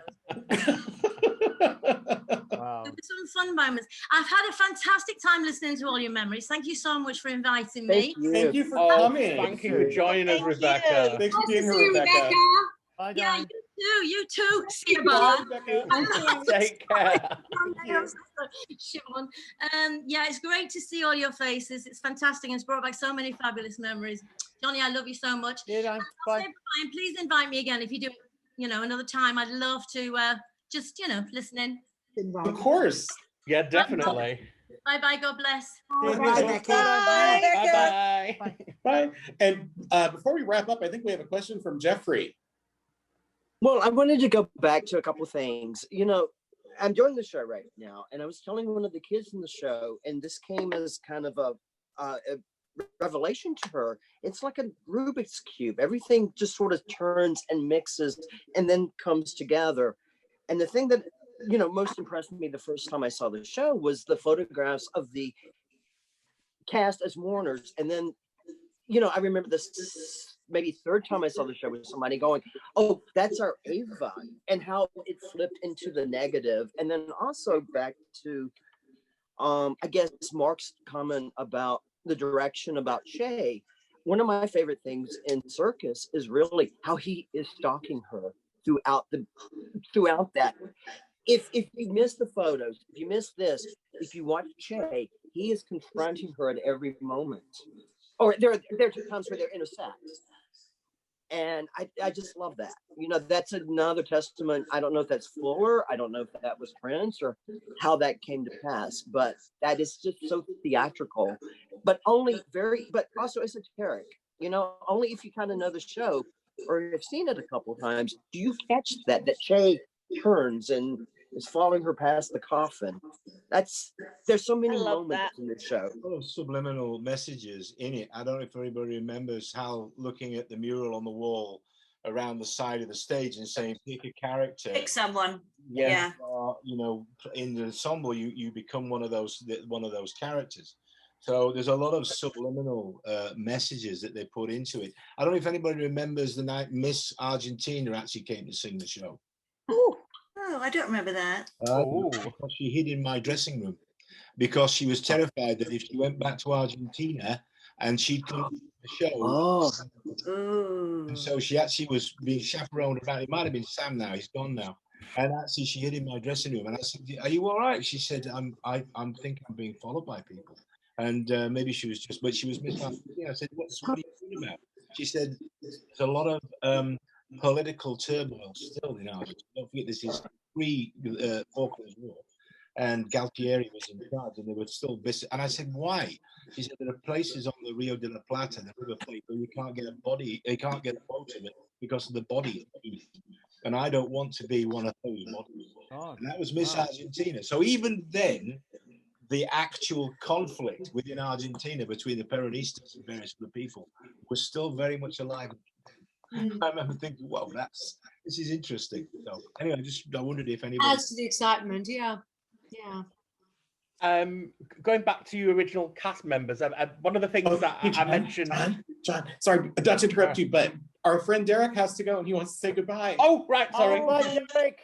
Goodbye. Bye, Derek. Bye, Derek. I've got to go to work. Oh, bye. Get ready to go to work. So lovely Thank to see you for you all. coming. Siobhan, Lovely to meet you, 35 Derek. years. In what? It's been 35 years since we've chatted. 35, my gosh. Can I just say a quick thing to you? Do you remember sending me a poster for Christmas one year to Aberdeen? Yes, I have sent. Yes, well, I've sent a couple of posters, but yes, I do, because you always replied as well. Do you still have it? I do. That it? And no, I haven't got it here. I've still got the envelope that was in it. Derek, It's the end, that isn't it? Derek, I send everything that you send about Siobhan to Siobhan on WhatsApp. I know. I'm so grateful. Big fan in you. And can I just say, Siobhan, thank you so much for being so gracious. Oh, God. All the times I came to see you, sat in the third row from the front, waving to you when you came on stage. It was wonderful. Yes. And I'd give you a wink back, wouldn't I? You did. You knew I was there. It's lovely to see you now after all. And you too.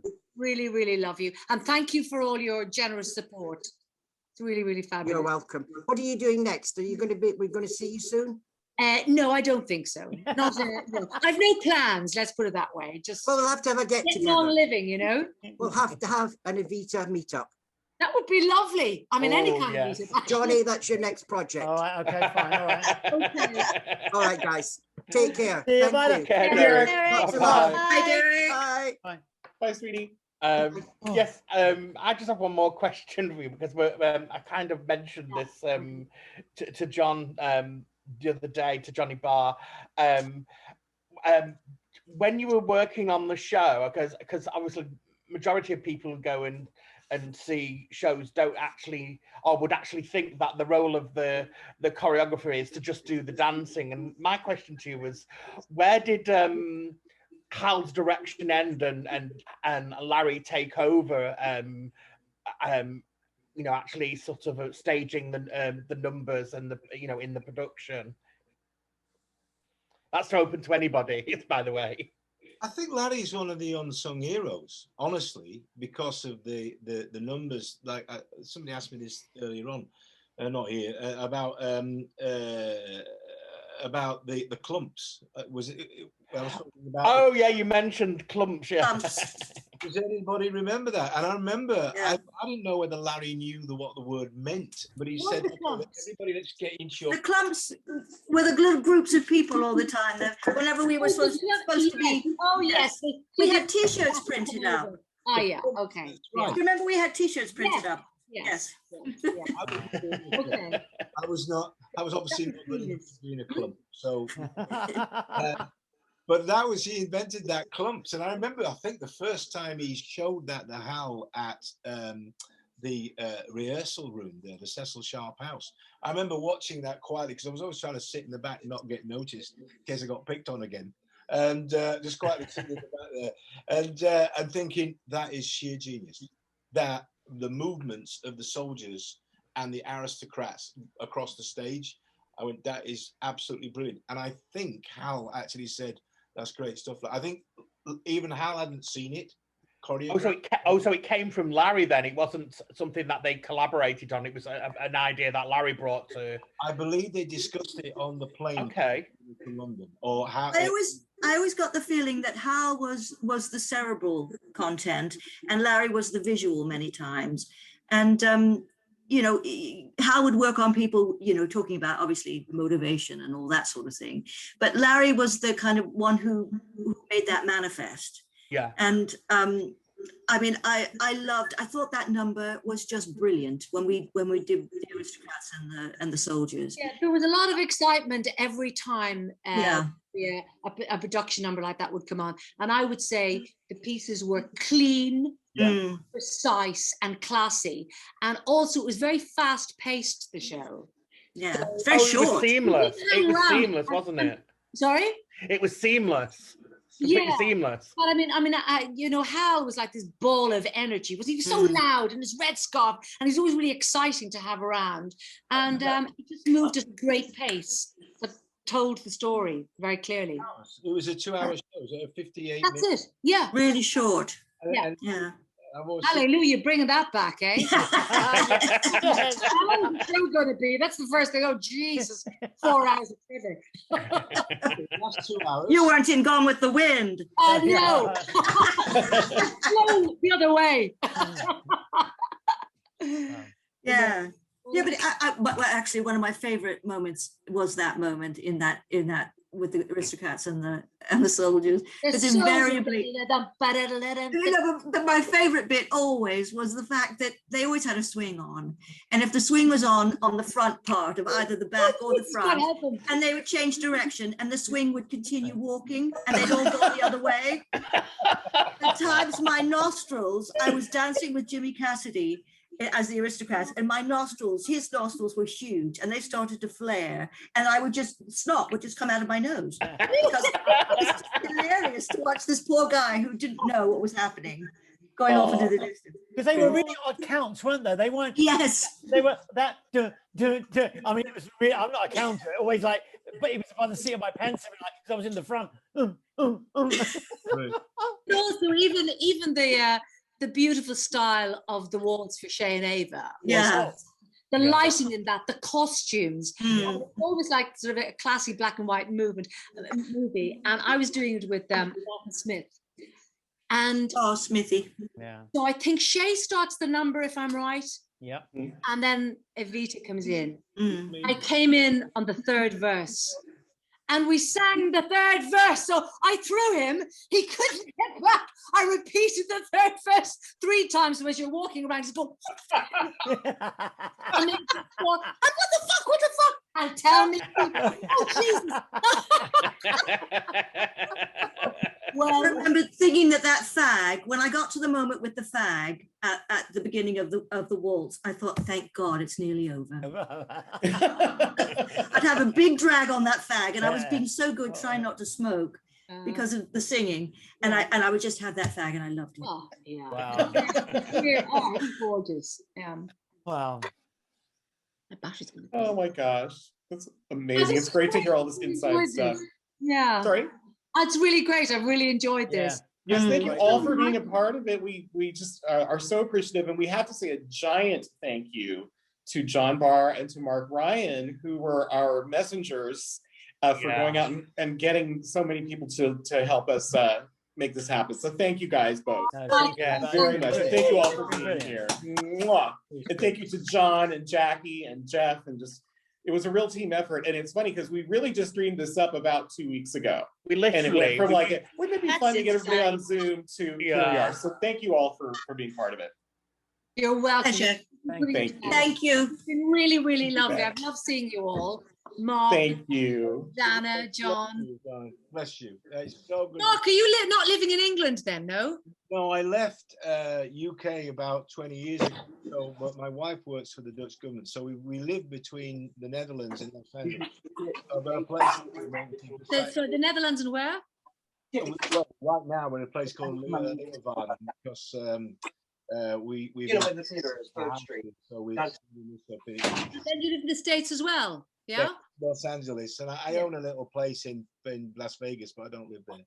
I love it. It's mental, but I can't live in Las Vegas. But I love it. It's rented off, so I've lived there for 20 years, and the town has been very good to me. That's all I can say. It's very humbling.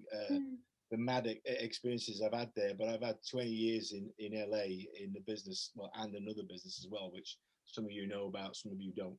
And the town's been very good to me. I love California, and I love Los Angeles. It's been quite a journey. Oh, well, gorgeous. Do you ever come back to London then, occasionally? I do occasionally. We saw each other at the wedding. Yes, yeah. We saw it. It's Clivey's wedding. Don't forget. Clivey's wedding. The next project after that was Robin of Sherwood. So yes. Clive, Ray, and I, we literally do this probably once every week or every other night. And Ray, Clive, and Jason and I are still very, very close. And that was such again, I like Evita, a mad, groundbreaking show that nobody really understood what effect it was going to have at the time. So, we loved it though, Mark. We absolutely loved it. Robin. Yeah. Oh yeah. We absolutely. Us as kids. Well, I'm going to show my age now. But I was growing up as kids. We all loved it. It was just one of a must-see thing. Both swords and in the sword and action world, for me, which haunted me, through First Knight and King Arthur and all that kind of stuff. But also, I've written 4 books about the psychology of tarot cards and the imagery of Robin of Sherwood. So it opened up a whole other mad universe for me, Greenwood Tarot, Wildwood Tarot, all that kind of stuff. Wow. Amazing. Siobhan, I've been, thank you for asking. It was one of those mad decisions that you make as a British actor. And I remember my agent that I had at the time, she said, another British actor. This is absolutely true. And she said, how long are you going to stay? And I said, I'm going to stay. I'm not going back to the UK. I'm going to dig it out. She said, you all come here, you last 6 months, and then you go home with your tails and your legs. And she was looking at my resume and she said, oh, you did Evita. I said, yeah. She said, do you know that it's absolutely useless here? That nobody gives a shit about Evita or about Harold Prince or anything. So I said, really? She said, no, that's all East Coast stuff. That's all New York. This is Los Angeles. They're only interested in film and television.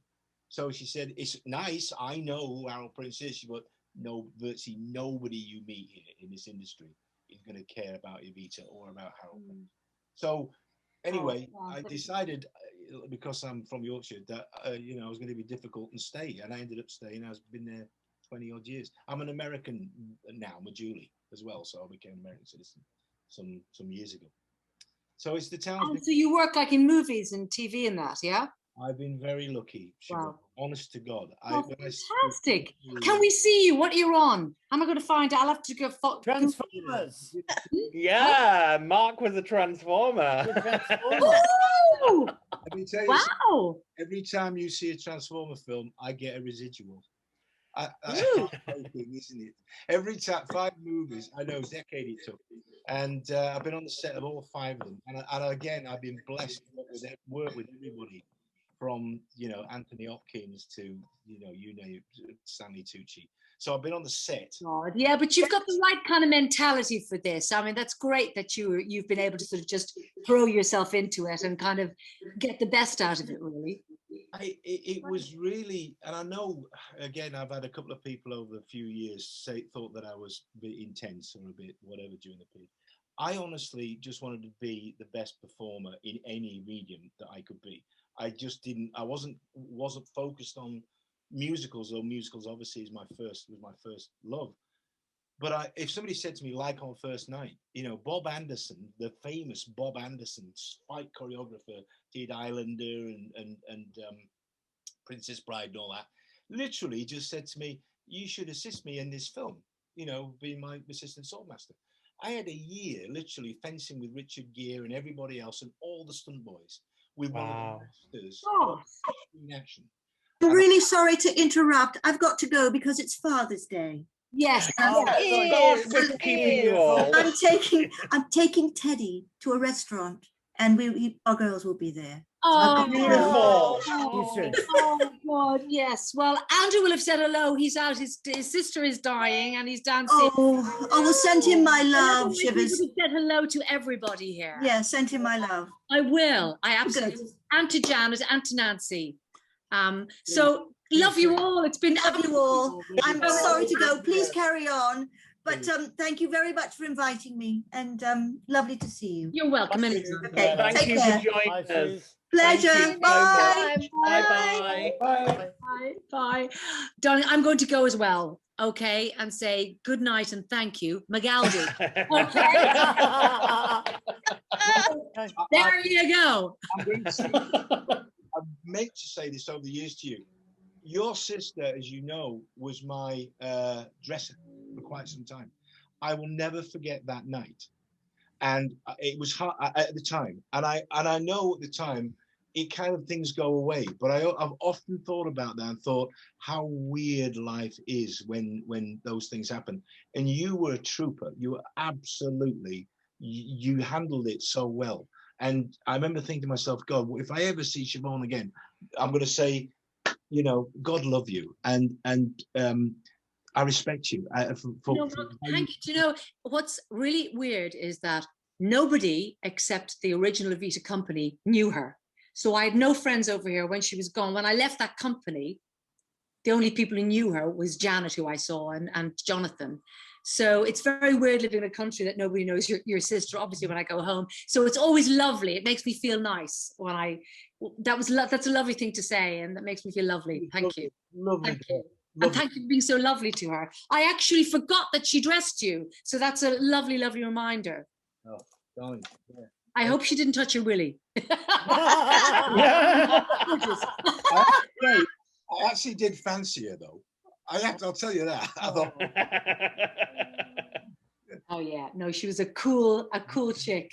Yeah. I will say to you all as well, before we go, we are planning to do another one, hopefully in a few weeks' time. And if any of you wish to join us, we're going to have, hopefully we're going to have Larry in this next time. And now we know not to use my Zoom account. Yes, we've learned that. You know, if any of you wish to join us, you'd be more than welcome. You know, we're hopefully, you know, we'll have some more interesting people who will share their experiences of doing the show as well. So you know, we're going to wrap things up now. So a big thank you from myself, thank you, right, from John and Jeff, thank you, and thank you, Mark and Johnny for putting us in touch with all these lovely people today as well. And thank you for joining us. It's absolutely been wonderful. Thank you very much, and we hope to see you all again soon. Take care. Bye, everyone. Bye, everyone. Thank you, everybody, for joining. Thank you for the audience. Bye. Bye. Bye.